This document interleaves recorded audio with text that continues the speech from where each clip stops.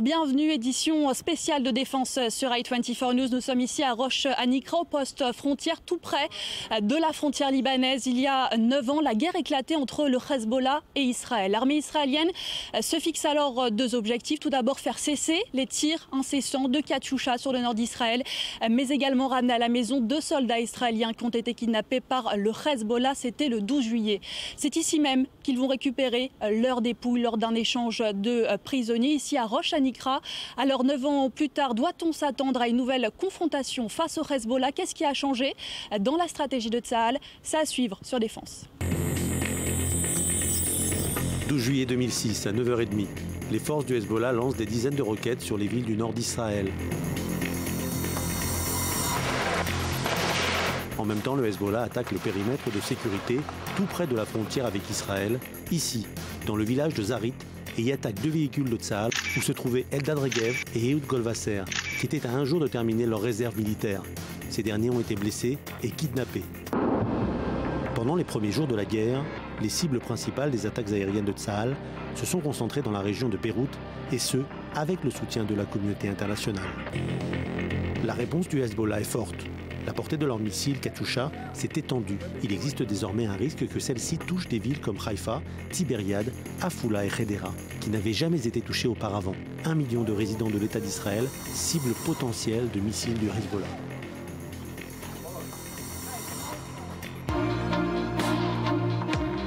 Malgré les avis des officiers supérieurs, on a pu constater la capacité des soldats à combattre et surtout l'héroïsme des soldats et officiers qui se sont retrouvés dans des situations de combat où ils ont dû sauver des blessés sous le feu et en territoire hostile. Et c'est l'image qui symbolise peut-être la plus grande détermination des soldats de Tsahal, comme par exemple Tomer Boadana, un parachutiste qui a été grièvement blessé dans la bataille. C'est un message envoyé au monde révélant quels peuvent être les sentiments ressentis lors d'un sauvetage sur le terrain.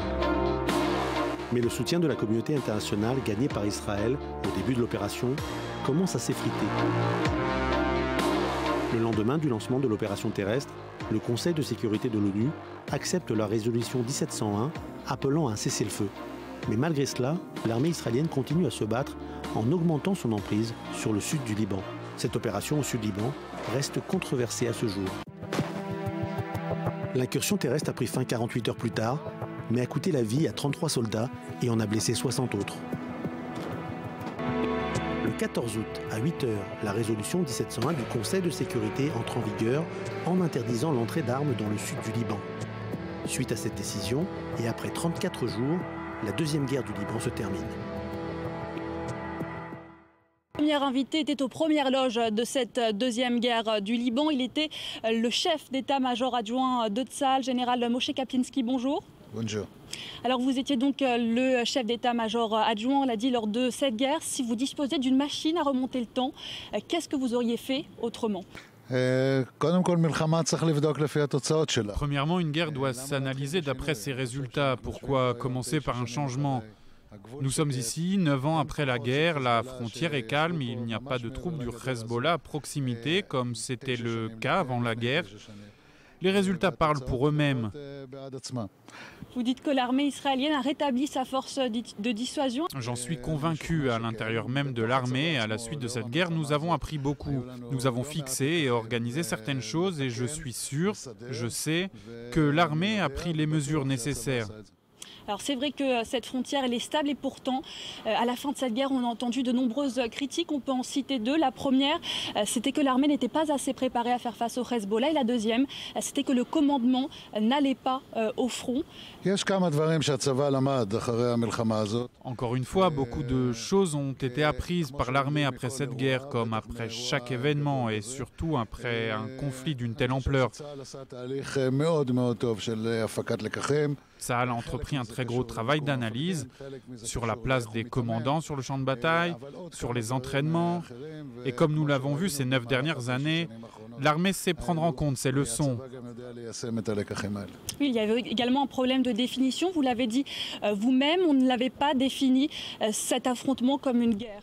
L'un de nos problèmes a été de ne pas définir cette opération comme une guerre. Définir une guerre, c'est enclencher un processus significatif pour l'armée, pour la défense passive et pour tout le pays. Nous n'avons pas fait cela et d'après nos analyses, c'était une erreur.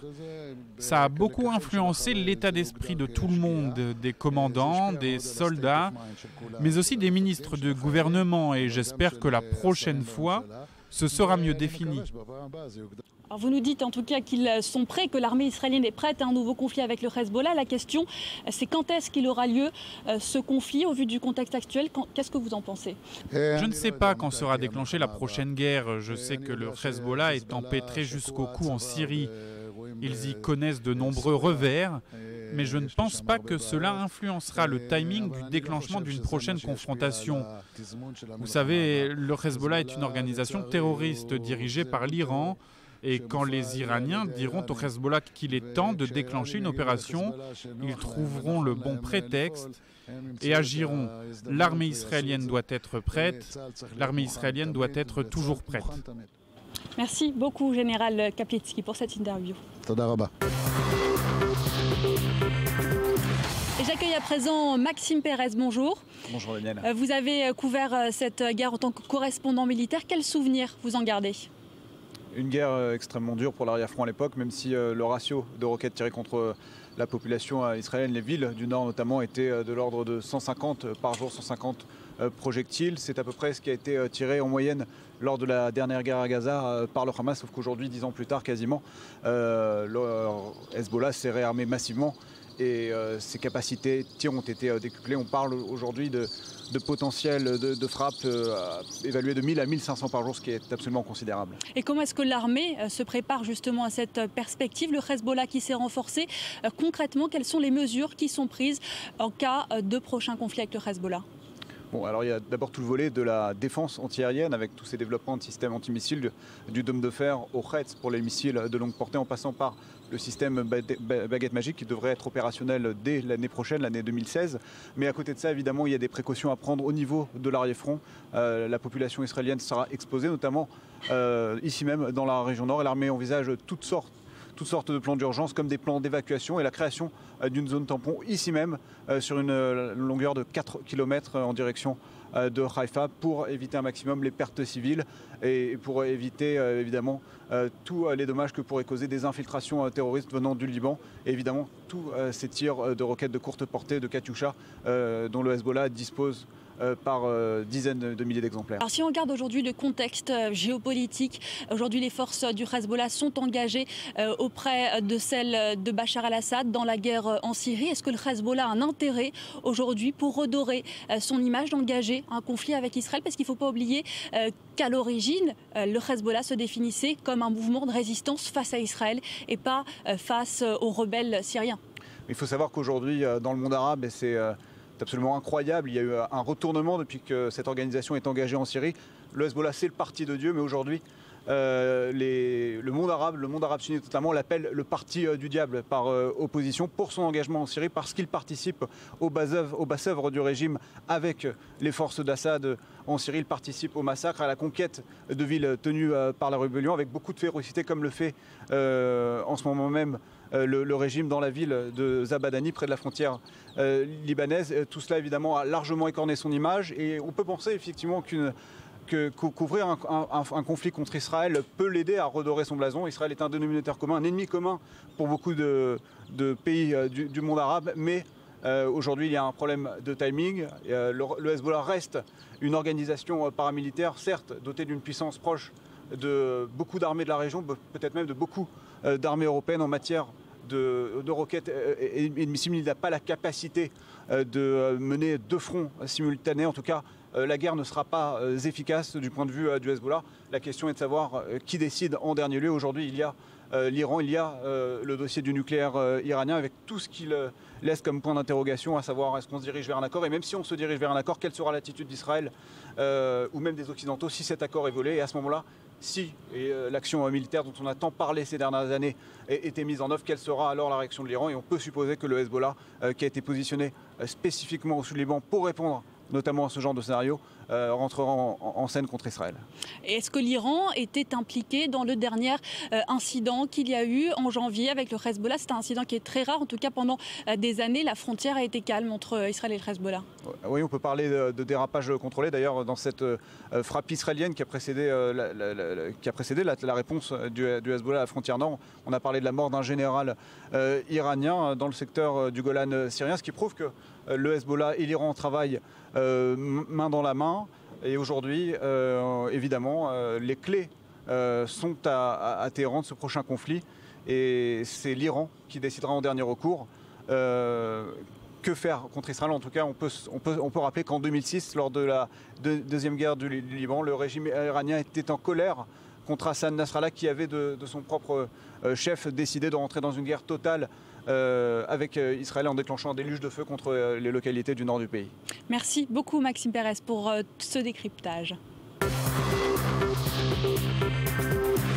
Suite de cette émission spéciale défense depuis la frontière libanaise consacrée au 9e anniversaire du conflit qui a éclaté entre Israël et le Hezbollah. On vient d'analyser cette guerre du point de vue du front. Je voudrais qu'on s'intéresse à la population civile car elle a été durement touchée durant ce conflit. 44 civils israéliens ont été tués. On en parle avec vous, Shlomo Bourboud. Bonjour. Bonjour et bonsoir. Alors vous êtes le chef du conseil des kibboutz sur la ligne de front et maire de Maalot Tarshisha. À quoi ressemblait la vie dans le nord avant que le conflit n'éclate?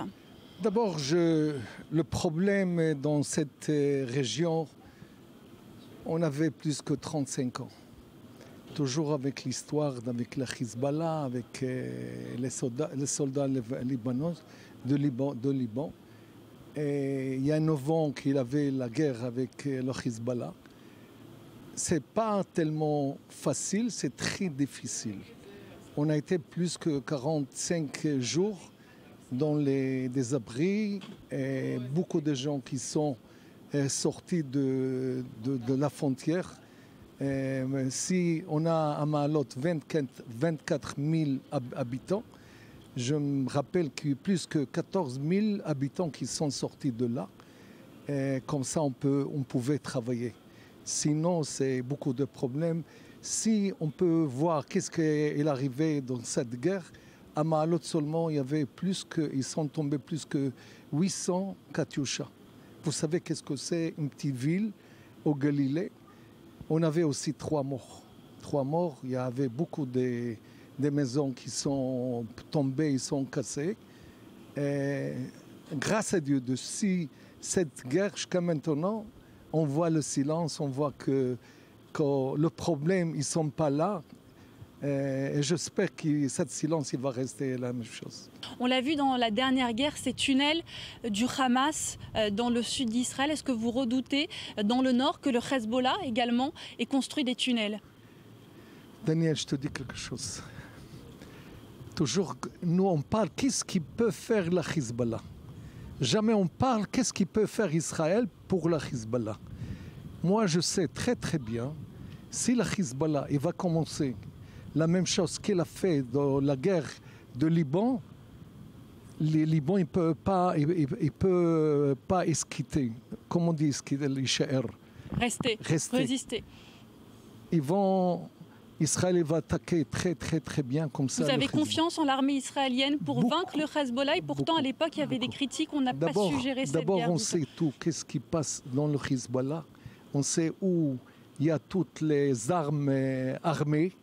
Et on sait qu'avec quelques jours, 20 jours, qu'ils vont attaquer Israël. Et eux aussi, ils vont voir qu'est-ce que c'est l'armée israélienne. Moi, j'espère, je fais une grande prière qu'il reste cet silence comme jusqu'à maintenant. Et les menaces du Hezbollah, vous ne les prenez pas au sérieux? On a entendu Hassan Nasrallah qui a menacé Israël en disant qu'il allait faire des millions de réfugiés, qu'il allait conquérir des villages dans le nord dans lesquels vous travaillez, vous vivez tous les jours. Daniel, maintenant, lui, il peut parler jusqu'à qu'est-ce qu'il veut.